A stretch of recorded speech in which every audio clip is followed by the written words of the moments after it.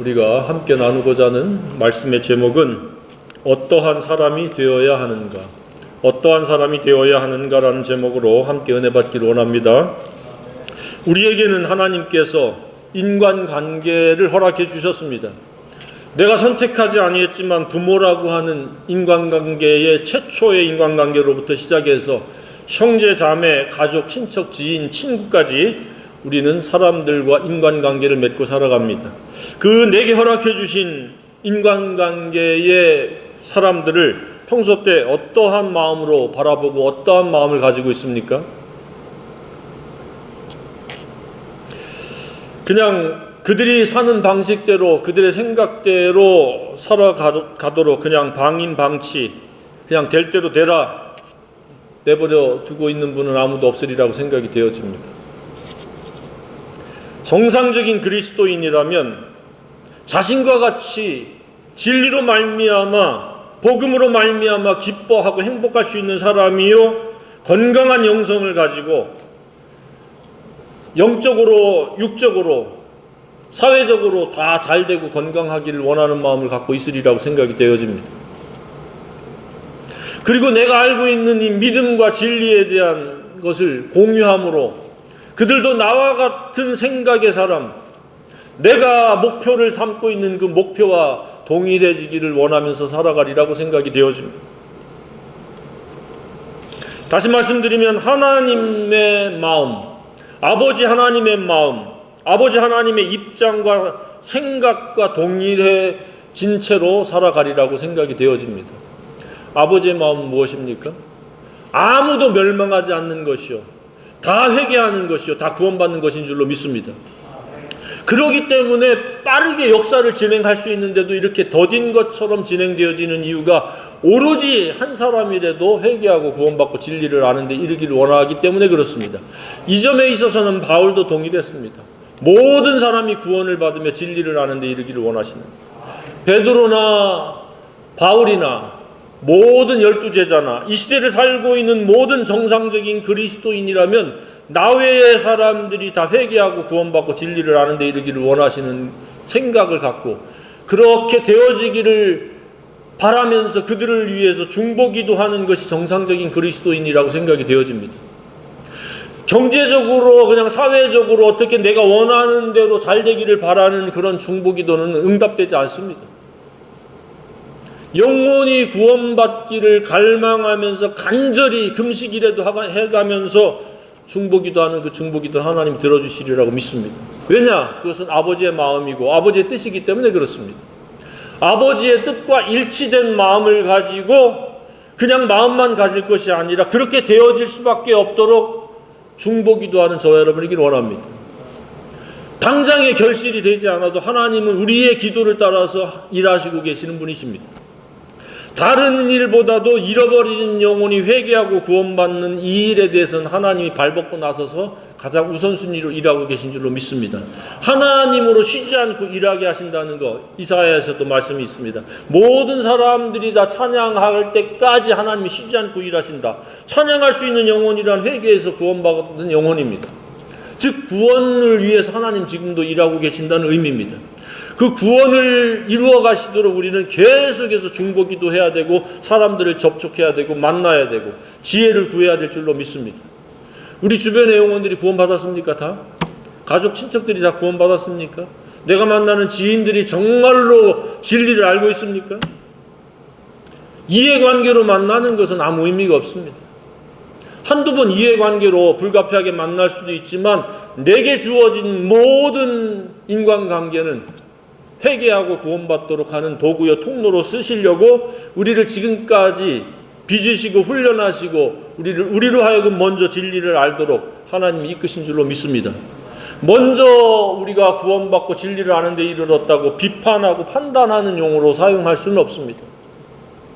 물론 개나 돼지가 있습니다.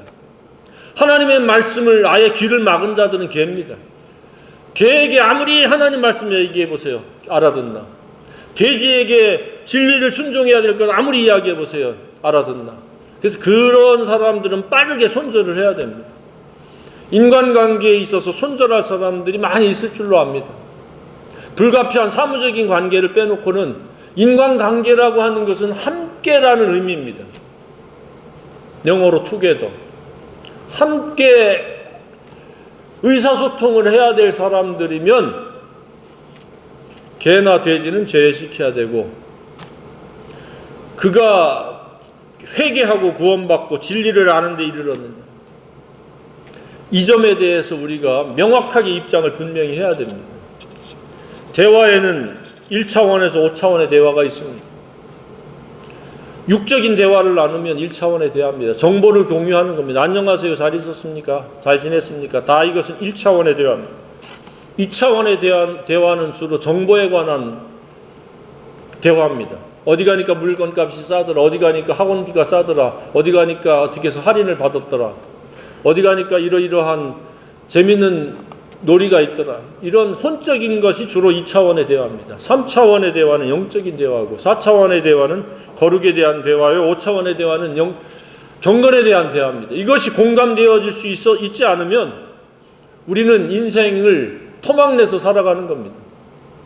복음의 능력이라고 하는 것은 경건의 능력으로 살아가는 것인데, 경건의 능력이라고 하는 것은 진리가 순종되어지는 것으로 인한 기쁨이요, 그것을 함께 어울려서 연합되어져서 함께 감사하고 함께 감화감동되어져서 즐겁고 기쁘게 살아가야 되는 것인데, 그래서 하나님은 믿지 않는 자와 몽해를 같이 하지 말라.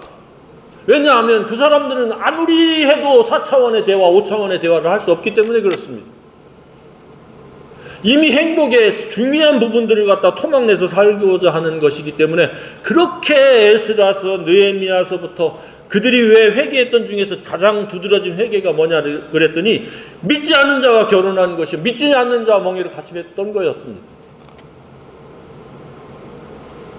그래서 우리가 전도할 대상과 함께할 대상, 교제할 대상을 우리가 분명히 입장을 좀 정리를 해야 됩니다.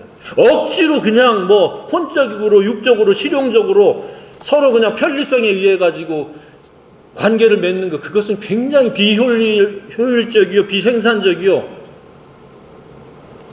아무 의미 없는 그런 노력의 그 낭비에 불과하다는 것을 빨리 명심하시길 바랍니다. 우리는 하나님 아버지의 마음을 갖는다라고 하면 나와 함께 협력해서 이 거룩에 이르고 경건에 이르는 진리를 함께 공유하고 함께 이것을 선포할 수 있는 예수님과 사랑의 삼겹줄을 입을 대상이 누구인가를 우리는 찾게 됩니다. 그래서 두세 사람이 모인 곳에 나도 그들 중에 있다고 말씀하신 것입니다. 영적으로 혼자서 살지 말고 꼭 두세 사람을 찾으시길 바랍니다. 나와 함께 이 복음을 위해서 예수 그리스도의 십자가의 죽으심과 부활을 통해서 의롭게 되어지는 것과 진리로 거룩해지는 것과 진리 순종의 경건으로 살아가는 이 중차대한 하나님의 축복과 신비를 약화시키거나 등한히 하거나 소홀히 하지 않기를 주님의 이름으로 축복합니다. 우리가 사는 이유와 목적이 그겁니다. 하나님께 돈을 구하는 것도 그냥 남들하고 비교해가지고 우위를 점하려고 돈을 구하고 뭐 생산성을 구하는 것이 아니라 복음을 위해서 구하는 겁니다. 직업도 복음을 위한 겁니다.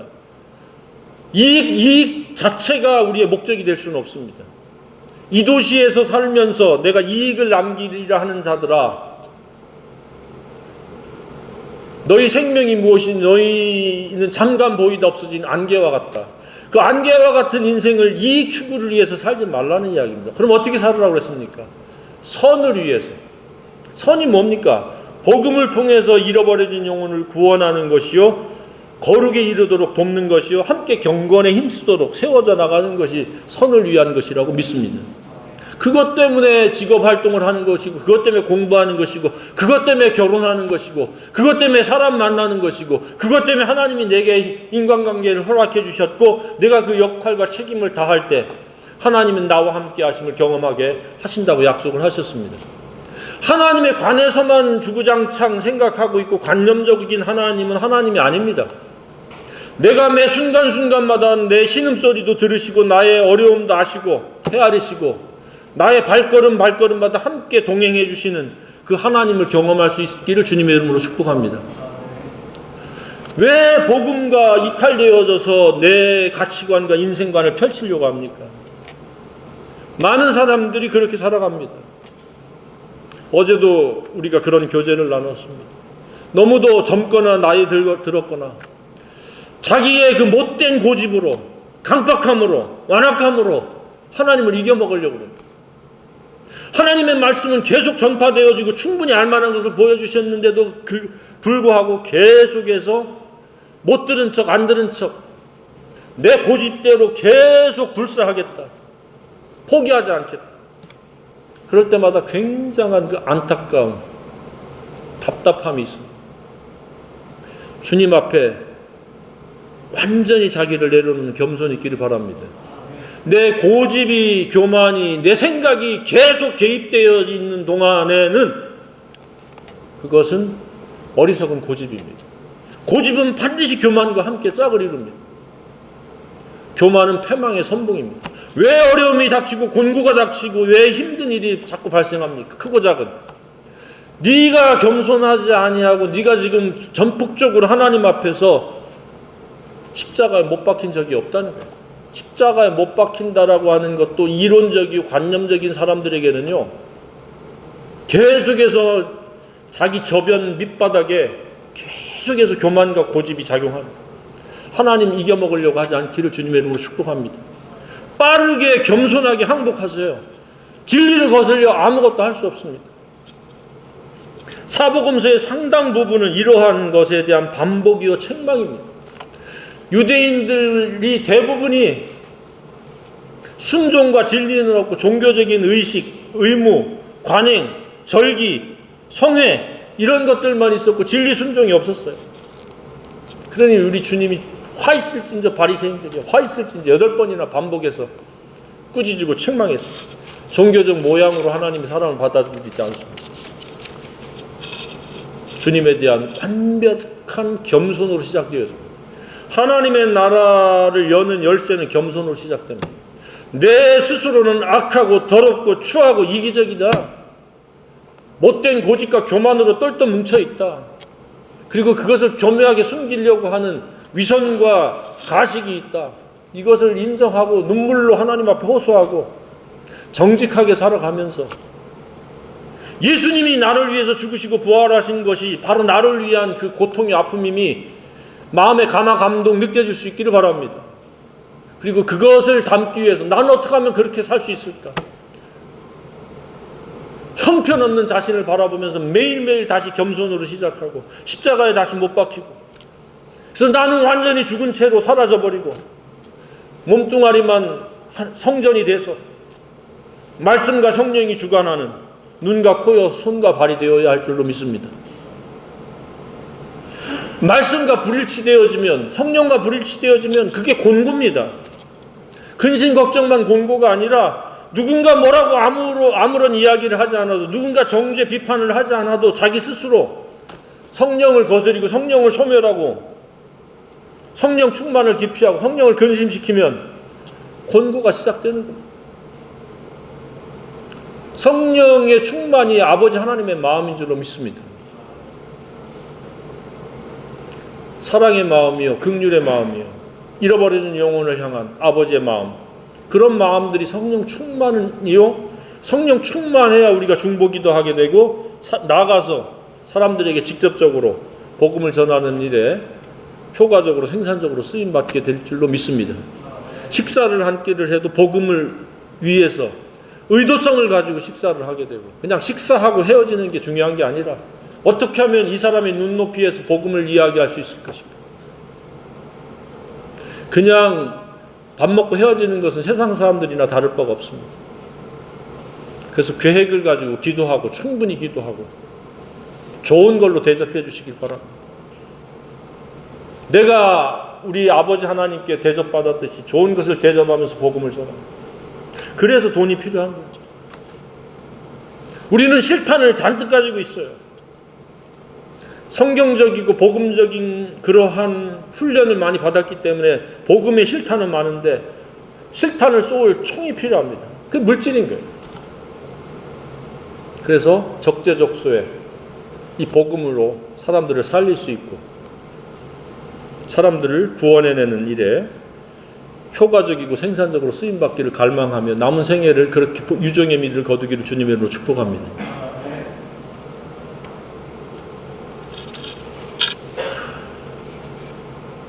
오늘 말씀은 하나님께서 원하시는 사람, 즉 어떠한 사람이 되어야 마땅하냐를 우리에게 도전해 주고 있습니다.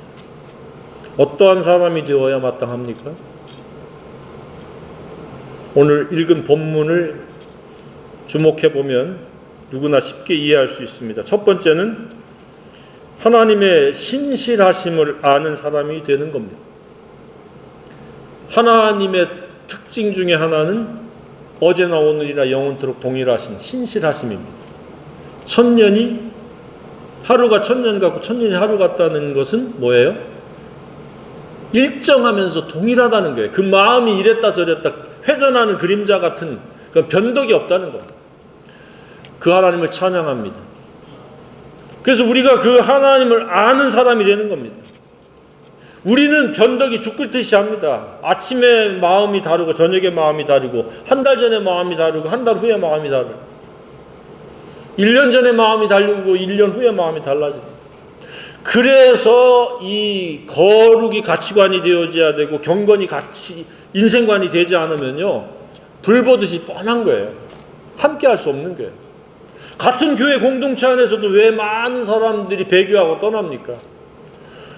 거룩이 가치관이요 경건이 인생관이었으면 흩어질 이유가 없습니다. 그들은 거룩과 경건에 대해서 가치를 삼은 적이 없어요. 내가 진리를 순종하겠다라고 하는 적이 없어요. 하나님을 이용해서 자기 의도를 이루려고 하다가 안 되니까 다 욕심 따라서 그냥 되돌아가는 것이 대부분의 사람들. 하나님의 그 신실하심을 아시고 변치 않고 한결같기를 주님의 이름으로 축복합니다. 사탄은 그 우리로 하여금 신실하지 못하도록 흔들어댑니다. 그래서 믿음의 그 목적은 사랑인데 사랑의 첫 번째 자질은 오래 참음입니다.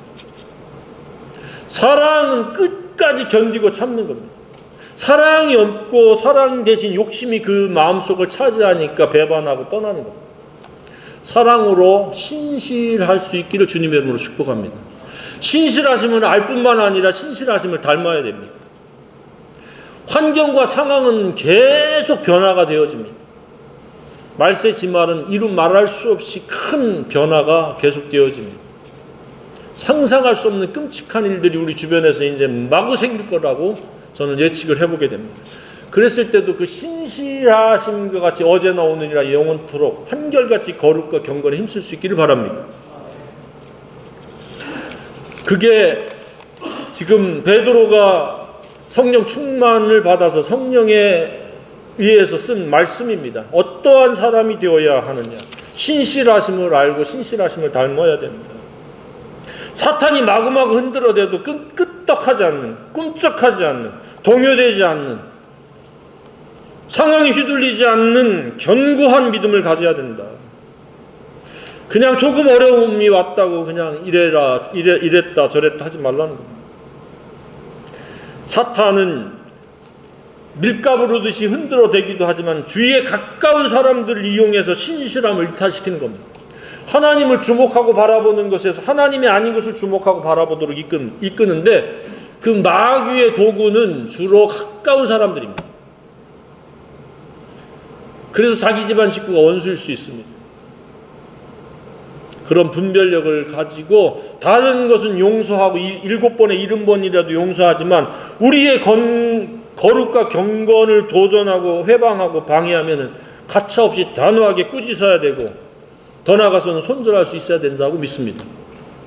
고린도서에도 보면 형제라 일컫는 자가 술 취하고 음행하고 모욕하고 그러면 그 사람들하고는 결코 손절하라고 그랬습니다. 지혜가 있기를 주님의 이름으로 축복합니다. 두 번째는 어떠한 사람이 되어야 마땅하냐? 어떠한 사람이 되어야 마땅합니까? 하나님의 소원을 알고 부응하는 사람이 되어야 한다는 사실입니다. 하나님의 소원은 무엇이에요? 멸망하지 아니하고 다 회개하게 이르는 겁니다. 아무도 멸망하지 않는 겁니다. 하나님의 최대 관심사는 회개하는 것, 회개해서 멸망하지 않게 하는 것이 하나님의 최대 관심사여 소원인 줄로 믿습니다. 우리도 동일한 마음과 눈높이로 세상과 사람들을 바라봐야 됩니다. 저는 구원받은 사람인가? 회개한 사람인가? 아닌가? 그렇지 않으면 우리는 헛사는 겁니다. 혼과 육에 의한 수단과 도구를 위한 그냥 시간 낭비요, 기회 낭비요, 은사 낭비요, 물질 낭비요, 감정 낭비로 살아갈 수밖에 없습니다. 하나님의 최대 관심사가 저와 여러분의 관심사이길 원합니다. 멸망하지 않아야 됩니다. 오래 참으심의 그 목적을 알아야 됩니다. 회개란 무엇입니까? 자기 자아와 사탄과 세상과 결별하고 오직 하나님과 말씀으로 돌아오는 겁니다.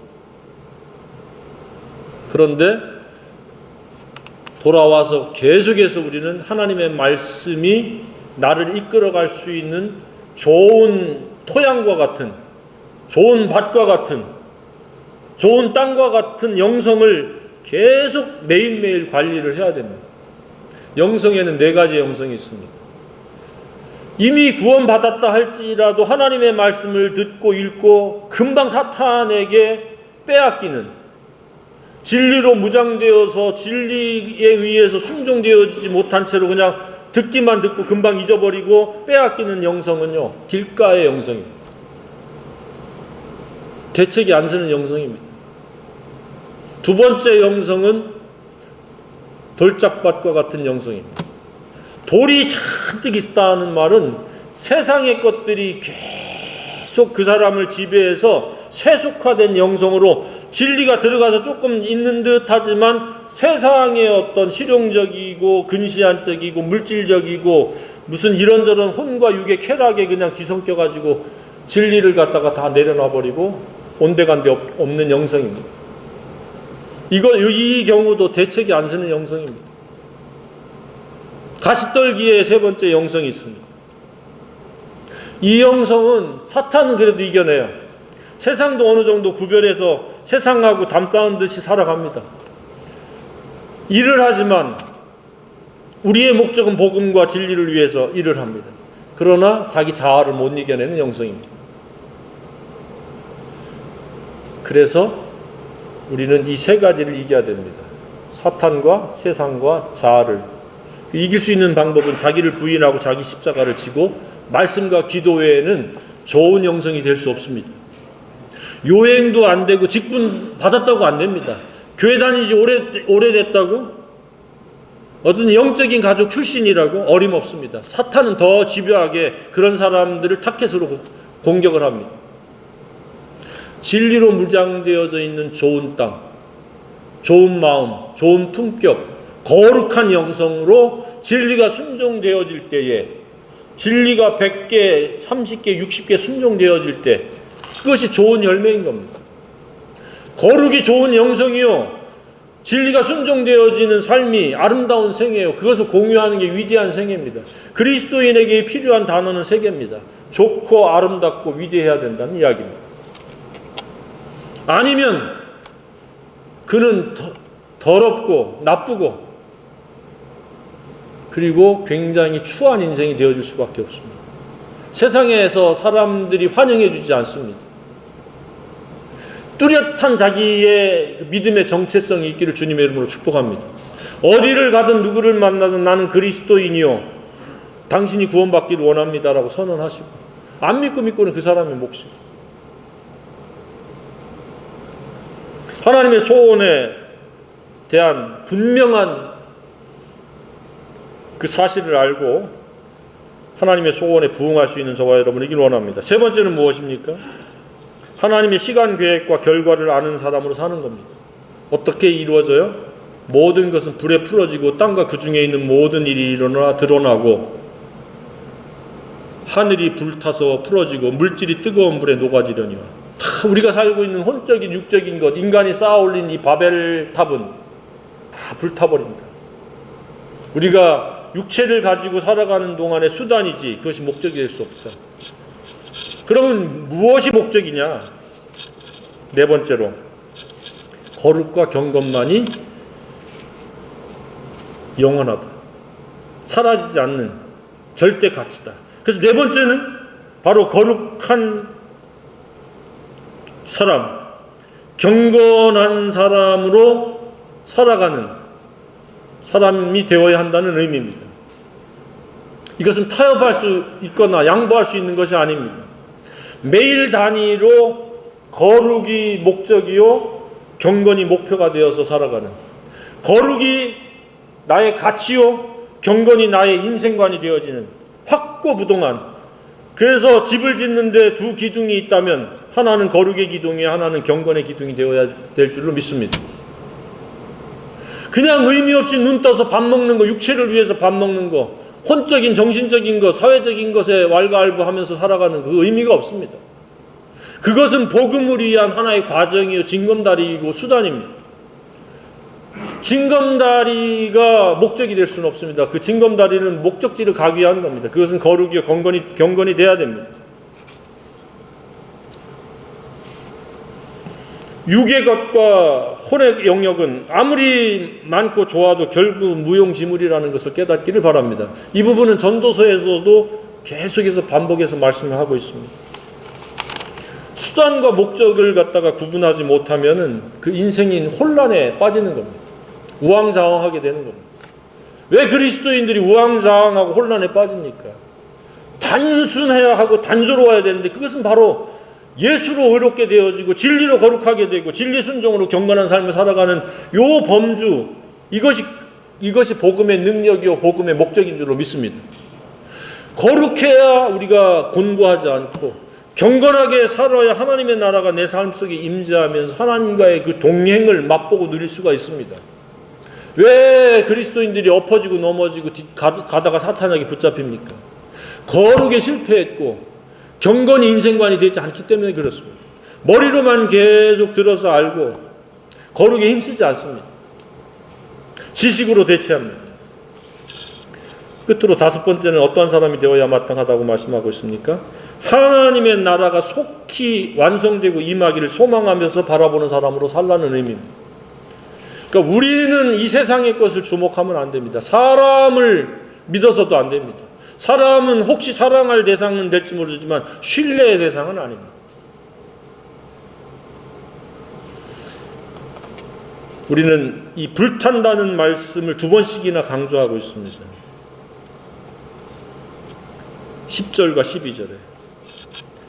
다시 말씀드리면 우리가 보고 만지는 것들은 다 소용없는 사라질 것들이다.